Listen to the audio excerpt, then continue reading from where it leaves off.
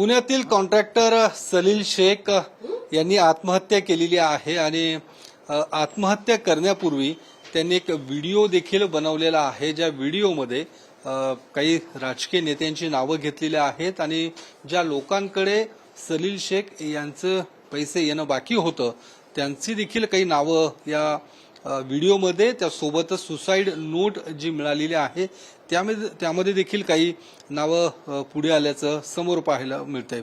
आर्थिक देवाणघेवाणीतून ही आत्महत्या झाल्याचं देखील समोर आलेलं आहे.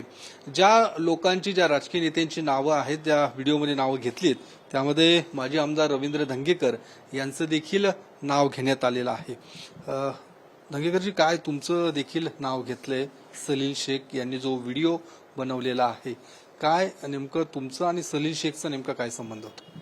नाही, याच्यामध्ये आपण बघितलं की मी बाळा शेडगे, रघु गौडा, आमचे आहेरा असे 5 जणांनी आम्ही विकसनाकरता हा प्लॉट घेतला होता आणि हा प्लॉट घेतल्यानंतर महानगरपालिका असेल, रेरा असेल, बँक असेल, ह्यांची सगळ्यांची एनओसी घेऊन आम्ही तो प्रोजेक्ट सुरुवात केल्यानंतर आम्ही त्याच्यावर जवळजवळ 5 कोटीपेक्षा जास्त बँक लोन केलं आणि काही बुकिंग घेतली आणि तो आमचा प्रोजेक्ट सुरुवात झाली, स्लॅब पडायला सुरुवात झाली. आणि मी विधानसभा निवडणूक जिंकलो आणि त्या आमच्या त्या प्रोजेक्टला त्रास चालू झाला आणि त्याच्यामध्ये त्याला नजरच लागली असं म्हटलं तर वावगं ठरणार. त्याच्यामध्ये मंत्रालयातून, त्यावेळेला मी काँग्रेसचा आमदार होतो, मंत्रालयातून एक पत्र आलं वक्फ बोर्डला की हे जागा वक्फ बोर्डच्या संबंधित आहे आणि तसं पत्र त्यांनी महानगरपालिकेला दिलं आणि आमचा प्रोजेक्ट थांबवला. त्यानंतर आम्ही संभाजीनगर खंडपीठाकडं त्याचं आम्ही अपील केलं आणि सगळ्या गोष्टी आमच्या लिगली आम्ही करत तिकडे थोडा उशीर झाला, कारण संबंधित शासनाची लोक त्या ठिकाणी बसली होती. ते प्रेशरमध्ये आम्हाला टाळमटाळ करत होते. हे सगळं चित्र गेल्या 3-4 वर्षामध्ये तिथं उभं राहिलं आणि राहिल्यानंतर आम्ही हायकोर्टमध्ये गेलो आणि हायकोर्टने आम्हाला त्याला क्लीन चिट दिली. म्हणजे हायकोर्टने आम्हाला तो प्रोजेक्ट रन करायला परवानगी दिली आणि हे देत असताना आमच्यावर जे आम्ही बँक लोन घेतलं होतं जवळजवळ 5 कोटीपेक्षा जास्त, तर हे बँक लोन घेतल्यामुळं आमचा प्रोजेक्ट आणि ते सगळं आम्ही सगळे मिळून एक 10-20 कोटीला आता आतमध्ये म्हणजे आमचा लॉस आहे. आणि हे करत असताना काही लोकांच्या त्याच्यामध्ये देणी होती. म्हणजे आता जो जलील नावाच्या व्यक्तीने आत्महत्या केली, घटना दुर्दैवी आहे, तसं व्हायलाच नव्हतं पाहिजे, परंतु विषय चर्चेने हा मिटला असता किंवा तो माणूस कधी मला भेटला नाही. परंतु बाळासाहेब शेडगेंबरोबर मी माहिती घेतली तर 2 वर्ष बाळासाहेब शेडगेंच्या बी कॉन्टॅक्टमध्ये तो नव्हता आणि त्याला जवळजवळ 70-80 लाख रुपये दिलेले बी होते. पण जे त्याचे टॅक्सेस जे होते ते जीएसटी, त्या जीएसटीचे जवळजवळ 20-25 लाख रुपये त्यात त्यांनी देणं होतं आणि ते दिले नसल्यामुळं ही चर्चा पुढं जात होती. आणि शेडगेंचं असं म्हणणं होतं की हे जीएसटीचे पैसे तुम्ही भरा आणि वरचे पैसे आम्ही तुम्हाला देऊ, कारण ते प्रोजेक्टवर ते 25 लाख रुपये आले असतील आणि त्याचे पेपरही मला शेडगेंनी सकाळी पाठवलेत. पण हा प्रोजेक्ट काय फक्त त्याच्यापुरता न झाला. ह्याच्यामध्ये तुम्ही बघितलं असेल की मागच्या वर्षी स्वतः बाळासाहेब शेडगेच म्हणले की आता मलाच ह्याच्यामध्ये फाशी घ्यायची वेळ आली. म्हणजे हा प्रोजेक्ट मी निवडून आल्यामुळं हे माझे 4 पार्टनर होते, काही लोकांना अन्याय झाला आणि त्याच्यामुळं ह्या सगळ्या प्रोजेक्टला आता जो त्रास झालाय हा राजकीय त्रास झालाय. त्याच्यामध्ये मला शेडगे आणि सगळे भेटले आणि 2025ला माझं विड्रॉल घेतला, माझ्या पत्नीचा. आमचा विड्रॉल आहे हा ह्याच्यामध्ये 2025 मध्ये विड्रॉल झालेत. ज्या असोसिएटमध्ये तुमची पत्नी आणि हे खलील शेख हे पार्टनर होते. खलील शेख हे कॉन्ट्रॅक्टर होते, ते याचे कॉन्ट्रॅक्टर. आणि आम्ही 2025ला ह्याच्यातनं रिटायरमेंट घेतली की आपल्यामुळं हा प्रोजेक्ट थांबला नाही पाहिजे म्हणून आम्ही स्वखुशीने सगळ्यांशी चर्चा करून आम्ही त्याला आमचा राजीनामा आमच्या पत्नीचा देऊन तुम्ही बाहेर पडलो. तर ह्यासाठी बाहेर पडलो की माझ्यामुळं हा प्रोजेक्ट बंद पडायला नको आणि 4-5 लोकांचे संसार उद्ध्वस्त व्हायला नको. तुम्ही जसं म्हणताय 2025 मध्ये तुम्ही बाहेर पडलात, मात्र खलील शेख व्हिडिओमध्ये म्हणतो की 50 लाख रुपये तुमच्याकडनं त्यांना येणं बाकी आहे. मग नाही, माझ्याकडनं नाही, हे आमच्या प्रोजेक्टमधनं आहे. आणि प्रोजेक्ट सगळे बाळासाहेब शेडगे बघत होते. आम्ही त्याच्यामधनं बाहेर पडलो होतो आणि कुठले व्यवहार हे बाळासाहेब शेडगे करत होते. आणि शेडगे आणि त्यांचे जे काय होतं ते सगळे पावर आम्ही त्यांना दिला होता. आणि मी बाहेर याच्यासाठी पडलो की ह्या प्रोजेक्टला त्रास होऊ नये, आणि तो त्रास संपलाच नाही.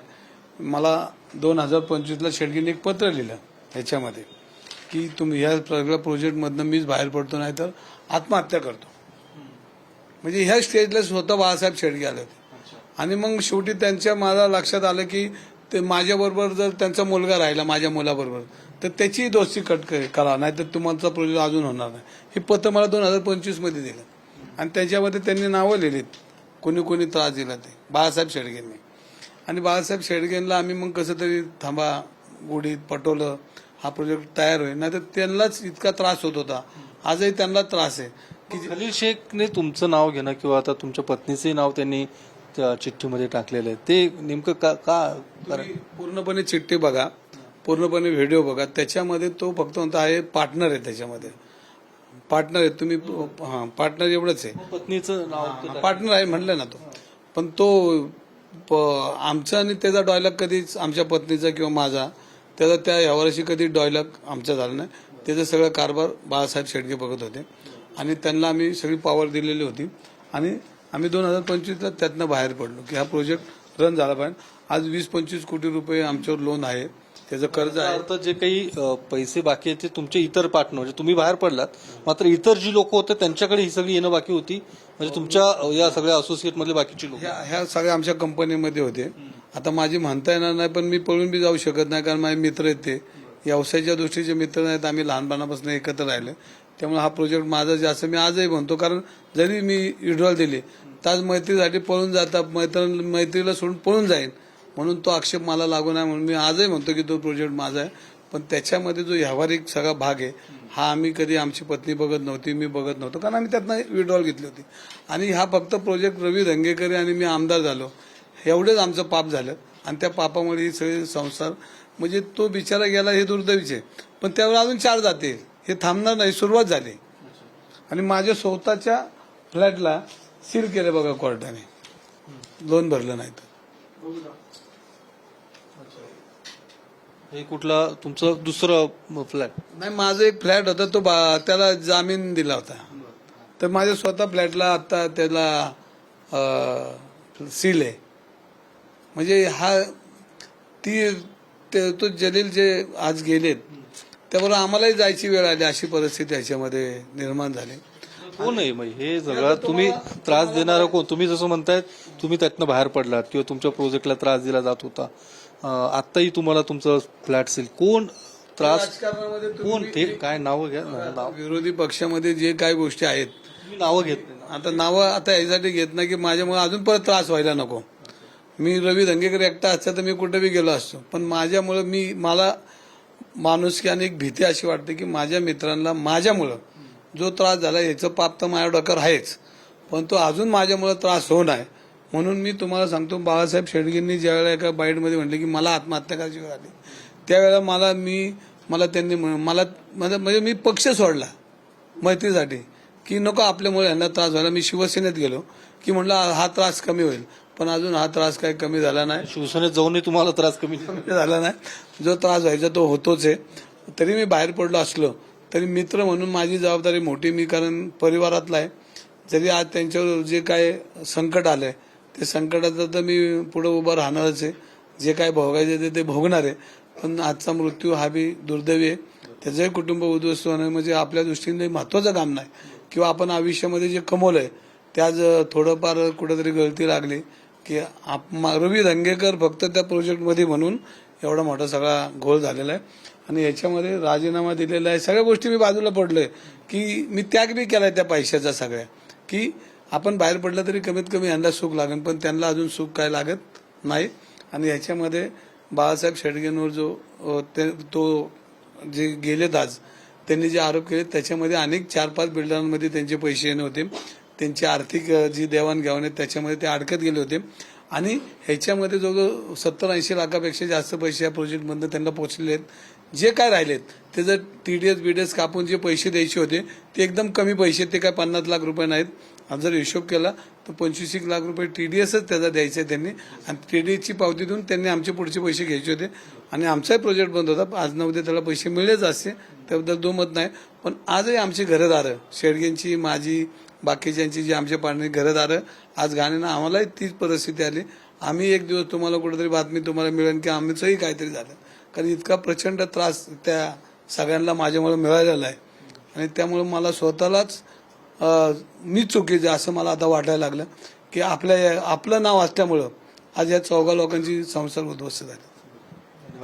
तर रवींद्र धंगेकर ज्या पद्धतीने म्हणतात की या सगळ्या याच्यातनं ते बाहेर पडले होते 2025 मध्ये, मात्र आज जो काही त्रास होतोय तो भविष्यात आम्हाला देखील तसाच त्रास होतोय आणि आम्हाला देखील फाशी घेण्याची वेळ अशा पद्धतीचं एक उद्विग्नपणे ते वक्तव्य करतायत. आणि या सगळ्या घटनेचा आता तपास पोलिसांकडनं होईलच, मात्र ज्या पद्धतीने अतिशय गंभीर ही घटना आहे ज्यामध्ये त्यांनी काही लोकांची नावं घेतल्याचं समोर येत आहे. कॅमेरामन अभिजित पिसेसह योगेश बोरसे, TV9 मराठी, पुणे.